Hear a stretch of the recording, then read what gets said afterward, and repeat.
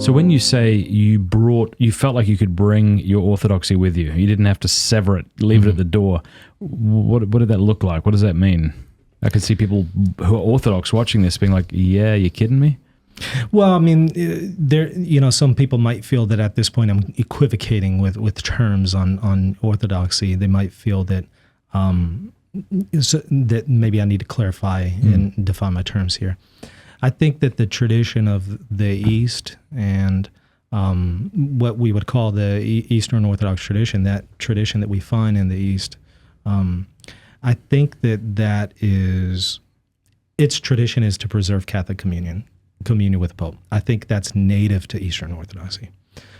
So to be in communion with the Pope, I think is an essential feature to Eastern Orthodoxy. And I know Eastern Orthodox are going to say, well, no, we don't agree, right? They're going to obviously define themselves differently and say, no, that's, being in communion with the Pope is not an essential aspect to Eastern Orthodoxy. So obviously they're going to define themselves a little differently than that. But for me, when I look at the tradition of the East, I think that that's an essential feature of the Eastern tradition. Gotcha. So I want to say, that's the fullness of Eastern Orthodoxy. That is Eastern Catholicism, being Orthodox in communion with Rome. But yeah, obviously we have to define our terms here. In this sense, I'm not saying Orthodoxy is opposition to Rome, a denial of the papal claims, a denial of the Filioque. I'm not saying any of that. I think all of the dogmas of the Catholic Church are native to the Eastern tradition, including the Filioque. So that's what I mean. So I don't feel that I had to abandon anything by returning to communion with Rome. I feel I gained something. Everything that Eastern Orthodoxy offers to me is offered to me in Catholicism. Everything. The only difference is one thing is being offered to me in Catholicism that is not being offered in Eastern Orthodoxy, and that is communion with the See of Rome. So if communion with the See of Rome is something that Christ expects us to preserve, then I have no other choice in the matter.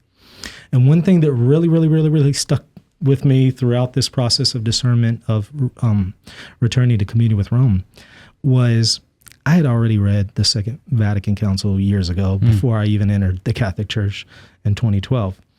And one quote from Lumen Gentium really stood out and pressed on my conscience the entire time I was Eastern Orthodox.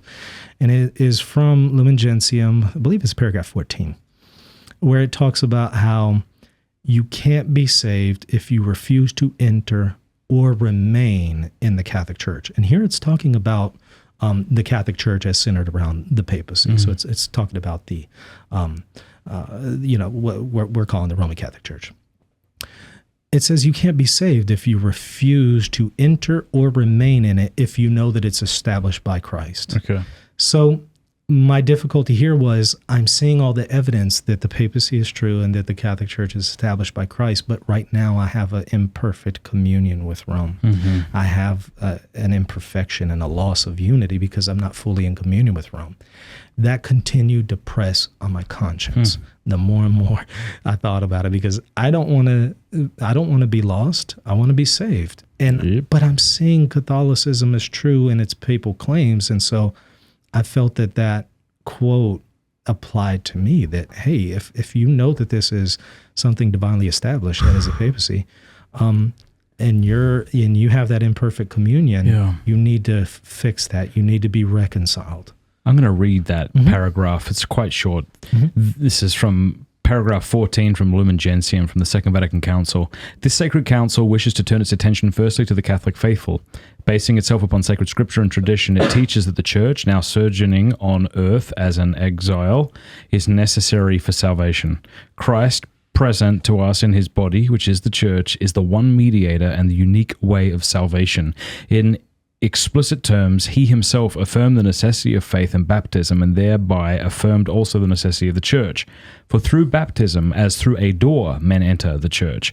Whosoever, therefore, knowing that the Catholic Church was made necessary by Christ, would refuse to enter or to remain in it, could not be saved.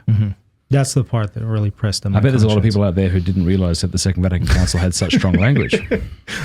Well, they'll say it's mitigated by paragraphs 15 through 16, which I don't agree. I've done whole shows showing that no, that doesn't take away from paragraph 14 at all. Yeah, a lot of people are, they're surprised to see that you have that strong language there in the Conciliar Fathers. Yeah, that's certainly true. And like I said, that continued to press on my conscience. But I didn't want to make any quick decisions. I just continued to study through the issues and, discerning the matter for, again, about 3 years. I finally just came to the conviction, look, I can study this the rest of my life. There's great arguments for Orthodoxy, great arguments for Catholicism. I could spend the rest of my life studying this, but I have children. And I have to be able to take them somewhere. And I have to be able to raise them some way, right? I mean, I have to make a decision here. And my Orthodox priest even pointed that out. Look, you got to make a decision, because I was speaking to him about my struggling here. And he says, look, you got to make a decision. And when my priest kind of said, you need to make a decision, when he pushed the issue, I said, all right. Look, insofar as I can tell, it seems that I need to preserve Catholic communion if I want to be faithful to the ecumenical councils that I profess to uphold, and if I want to be faithful to the Eastern tradition in its entirety. I need to preserve Catholic communion. So I returned to communion with Rome, and I haven't looked back. And I feel, again, I've only gained something. I don't feel I've lost anything. I feel I've only gained since then. That being said, I'm not at all condemning anybody who hasn't come to that conviction and isn't, of that perspective and is still Eastern Orthodox. I'm not saying they're condemned to go into hell or anything like that. I'm just saying when I was at a point that I realized I need to preserve Catholic communion, I need to be in union with the Pope, or that's going to have implications for my salvation. And this is an abiding conviction. This is not going away. The more I look into it, the more it's confirmed.